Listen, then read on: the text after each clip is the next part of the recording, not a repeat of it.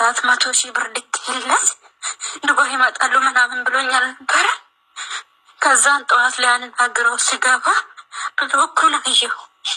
ይቀመጣለሁ ይሄ ሁሉ ብር ተበልቼ በምን ይቀመጣለሁ? ለአብድ እኮ ነው ብታይኝ። ወይኔ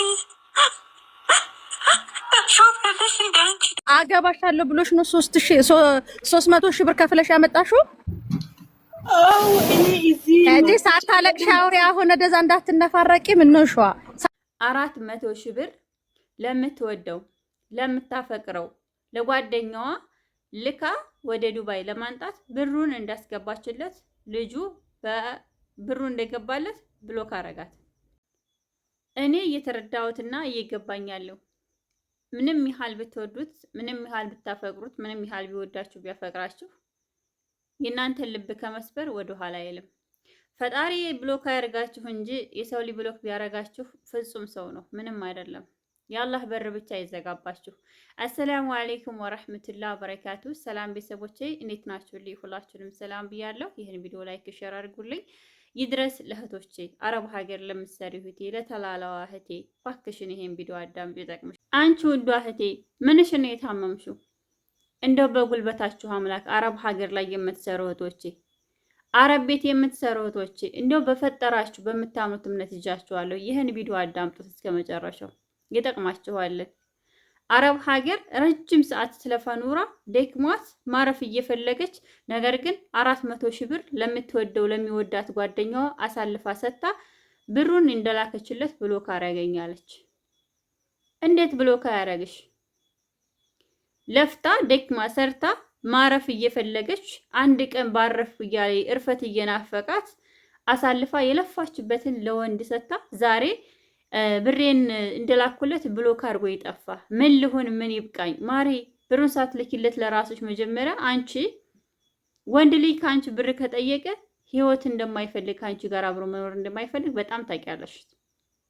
ለምንድነው አረብ ሀገር ላይ የምንሰራ እህቶቼ ለምንድነው የለፋንበትን ወይንም የደከምንበትን ውጤታችንን ማየት የማንፈልገው? ስንቶች ናቸው የሙያ ውለው ጉልበታቸው በጉልበታቸው የቀን ስራ ሰርተው በራሳቸው ድንች ቸርችረው በራሳቸው ሽንኩርት ቲማቲም ቸርችረው ህይወትን እንዲኖሩ ይሞክራሉ። እኛ ለምንድነው አረብ ሀገር ላይ ቢያንስ በቀላሉ 60,000 30,000 40,000 ብር እየተከፈለ ነው ለወንድ ልጅ አሳልፋችሁ ብራችሁን የምትሰጡት? 400,000 ብር አስገባችለት።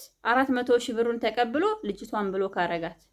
ያ ያረገችው ለምንድነው? ልጁን ዱባይ ለማምጣት የምትወደውን የምታፈቅረውን ጓደኛዋን ለማንጣት 400,000 ብር ያስፈልገኛል፣ 400,000 ብር ክፈይና ውሰጅኝና አገባሻለሁ ስላለ 400,000 ብር ለወንድ ትልካለች። 400,000 ብር ከአካውንቱ እንዳረፈለት አካውንቱ እንደገባለት የብስል ልጅ እሷን ብሎክ።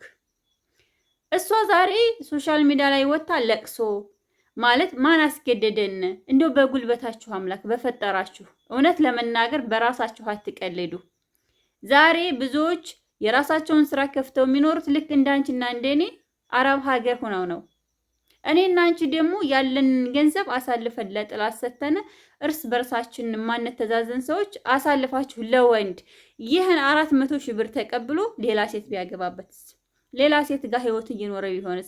ሌላ ትዳር እየኖረ ቢሆንስ? ብዙ እህቶቻችን እኮ በስልክ ተዋውቀው አግብተው ወይም ደግሞ በስልክ ተዋውቀው ተፈቃቅረው ለጓደኛዋ ለምታፈቅረው ጓደኛዋ ስጦታ ልካ ከዛ ስጦታውን ተቀብሎ ስጦታውን አውጥቶ ደረሰኝ እንኳን አመሰግናለሁ ሳይል ባለትዳር መሆኑን ደርሳበት የምታለቅስ በጣም ብዙ ናት።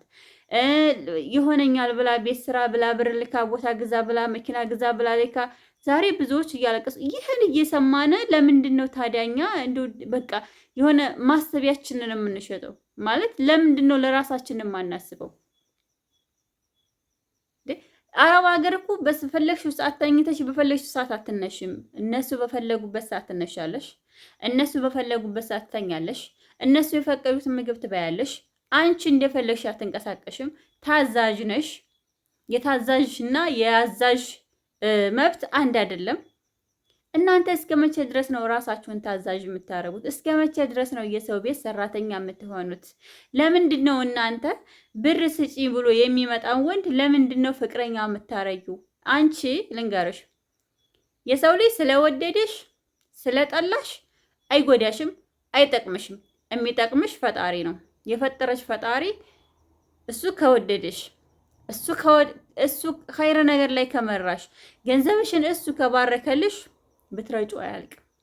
ነገር ግን አረብ ሀገር ላይ የምንሰራ እህቶቼ ገንዘባችንን እንዳለ ሁሉም ገንዘባችንን ለኛ አይገባም እንደተባለ በጣም ነው ፈላጊው የሚበዛበት።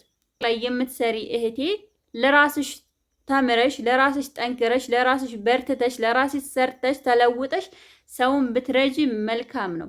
አንቺ ሰራተኛ ሆነሽ ከሰራተኝነት ሳትወጪ ራስሽ ሰራተኛ ሆነሽ ጉልበትሽን በሰው ቤት እየጨረሽ ልፋትሽን በሰው ቤት እየበላሽ መከራሽን እያየሽ አልፈሽ ተርፈሽ ከራስሽ ሳይተርፍሽ ለወንድ ልጅ አሳልፈሽ ብር የምትልኪው እህቴ እውነት ደህና ነሽ? እውነት ሰላም ነሽ? እውነት ታስቢያለሽ? ለራስሽ መለወጥ ትፈልጊያለሽ? ገንዘብሽን መጀመሪያ ራስሽ ለራስሽ መጀመሪያ አንቺ ተለውጭበት። እሱን ከኢትዮጵያ 400 ሺህ ብር ከፍለሽ አመጣሽ አሳልፈሽ ሌላ ሴት ወሰደችው። ምን ልትሆኚ ነው? ብዙ እህቶቻችን ለወንድ ብር ልከው እኮ ባሎቻቸው ባሌ ብላ አስባ ከስባ ቤቴ ብላ ለመኖር ፈልጋ በወንድ እየተቀማች ነው። እና በጣም የሚገርመኝ ነገር ማለት ነው ብዙ ጊዜ እንናገራል። ለምንድን ነው የቅንጭላታችን የማያስበው? ለምንድን ነው የማናገናዝበው?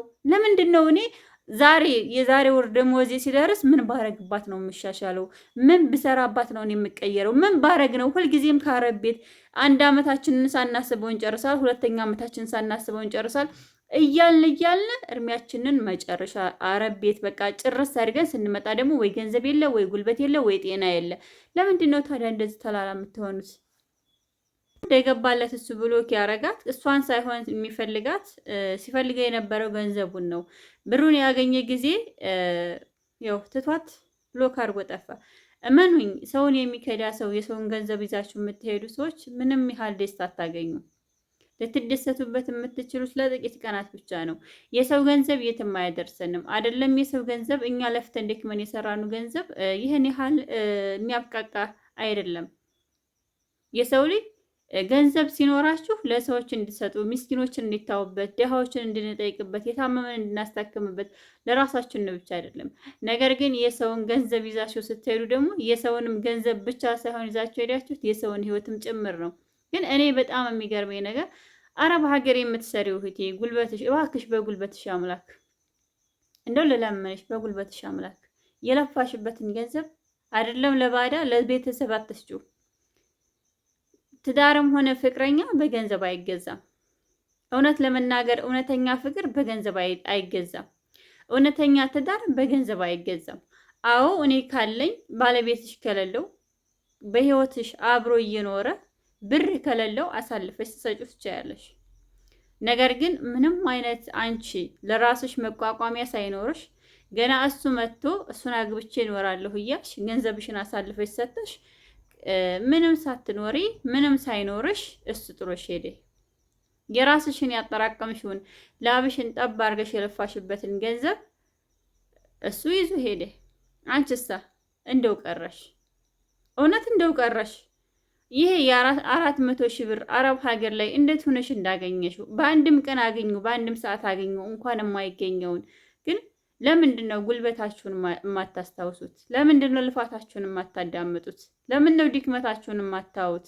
አረብ ሀገር ላይ ሆነሽ አንቺ ዛሬ ሱቅ ከፍተው እንደሚሰሩት እህቶች ሱቅ መክፈት አትችይም ነበር እንዴ? ትችያለሽ ማሬ። ገንዘብ ካለሽ ብዙ ነገር ትችያለሽ። ሱቅ የከፈቱት ሁሉም አረብ ሀገር ነበሩ። የመዳምን ጓዳ ይተውታል። መዳም ቤት ይሰሩ ነበረ። ነገር ግን እንደኔና እንዳንቺ ስላላደሉ ነው። ለምንድን ነው በራሳችሁ ማቱ የምትሆኑት? ለምንድን ነው በራሳችሁ ገንዘብ ጥላት የምትገዙት? በጣም ትገርሙኛላችሁ። ማለት 400 ሺህ ብር ሰጥቸው ነበር ብሎ